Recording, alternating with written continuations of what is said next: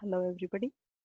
Let us study chi-square and apply this chi-square value to know whether the distribution whatever is fitted to the given set of values is a good distribution or not under goodness of fit, and also study them through examples.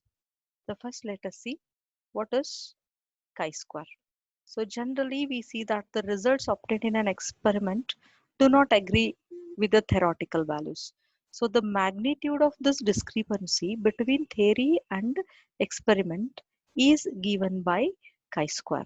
So if chi-square is 0, the experimental and theoretical results completely agree.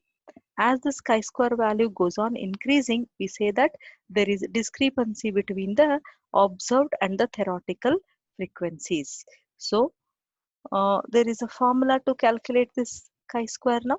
If O1, O2, O3, so on up till ON are the observed frequencies, and even E2, E3 are the set of expected frequencies, then chi-square is O1 minus E1 whole square divided by E1 plus O2 minus E2 whole square divided by E2 plus On minus En whole square divided by En. So it continues up till the last value. So in general, we can put it as summation of Oi minus Ei whole square divided by Ei with n minus 1 degrees of freedom for the set of n observations. So this chi-square in general gives the discrepancy, the difference between the theoretical and the experimental values. If chi-square value goes on increasing, we say that the difference between theory and experiment is much, or it is significant. Let us consider this for how to know the goodness of fit. The goodness of fit. The value of chi-square are also used to test how well the set of observations fit a given distribution. So therefore, in other words, chi-square provides a test of goodness of fit. So and may be used to examine the validity of some hypothesis about an observed frequency distribution. So suppose you are distributed binomial distribution for a set of values. Is it a good fit, or you would have used other distribution? So whether it is a good fit or not, that is given by this goodness of fit. Now how to go for this? What's the procedure followed here is we have to set a null hypothesis and calculate chi-square. Now find the degree of freedom and read the corresponding value of chi-square from the table again. Note it as chi t square, that is table value of chi-square. If the calculated value of chi-square is less than the table value, then we assume the hypothesis. That is, the data fits the corresponding distribution. And if this calculated value of chi-square is greater than the table value, then we say that the hypothesis is rejected, or whatever the distribution is fitted for the data is not a good fit. Now let us see examples based on this. Now fit a binomial distribution to the data given here and test the goodness of it at 0.05 level of significance. Now values are given, even the table value of chi-square is given to us. Now n is equal to summation f, summation of the frequencies, it is 1000 here. Then small n, the number of values, already we know how to fit a binomial distribution function. So here 6 set of values are given. That does not mean that n is 6. N is how many times the experiment is repeated there. So it is n is 5. Now mu is summation fx divided by summation of f. So summation f into x you have to go for f into x divided by summation of f. So this is 0 over 144 into 1 plus 342 into 2 plus 287 into 3 plus 164 into 4 plus 25 into 5 we have to do then divide this by 1000. That gives us the value of mu. Now, with the value of mu as 2.47, we go for finding the value of p, because for a binomial distribution, we know that mu is equal to np. Now, p is mu by n. So, we substitute the value of mu, that is 2.47 divided by n, that is 5 here. We get the value of the probability of success as 0.494, and q, it is 1 minus p, we get 0.506. Now we go for calculating the theoretical frequencies of these binomial fit. So binomial function, it is given by ncx p power x q power n minus x, but we want the frequencies, not just the probabilities, hence we'll multiply it by capital N. So substituting the values of all these parameters, we get 1000 into 5cx into 0.494 raised to x, and q value 0.50x raised to 5 minus x. Now we take this table values again, x 0 1 2 3 4 5. Now EI, that is the expected values for these values of x, and OI are the observed values. Observed values, we can write it down from this table, whatever the data is given. So corresponding to the values of x, we'll write the observed values. Now we'll be calculating these expected values with this formula, substituting the corresponding value of x. Put the value of x is equal to 0, we get the expected value as 33.82.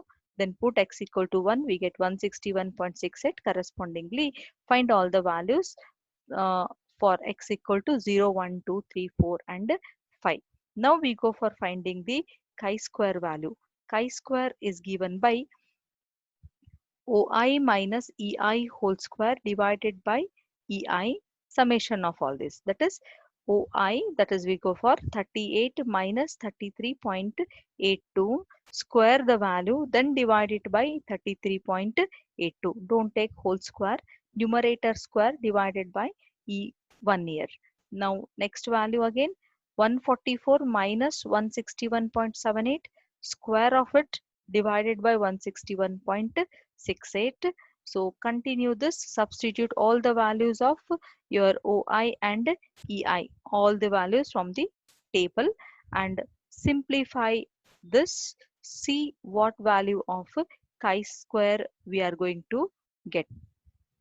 Thus we get chi-square is equal to 7.97, and it is given the table value is 9.49. Hence we see that chi-square value is less than the table value. That means the hypothesis is accepted. That is, binomial distribution, whatever is fitted for the given data is a good fit for the given data at 5% level of significance. Now let us move on to one more example on Poisson distribution. Let us fit a Poisson distribution for the given data and check whether it is a good fit. It is given chi-square at 0.05, 7.82, and the data is given in 1000 extensive sets of trials for an event of small probability. The frequency of naught of the number of x of successes is given here, x and f naught. Now we'll add all the values to make the cumulative values for the frequency whenever the frequencies are less than 10. You can see that here 6, 7 are having, that is when x is 6 and x is 7, the values of f naught are very less. The frequencies are much less. So whenever these values of frequencies are less, we take the cumulative frequency nearer to the last value. So for 5, we'll take, instead of 9, we'll add the next frequencies and make the frequency of 5 as 12 here.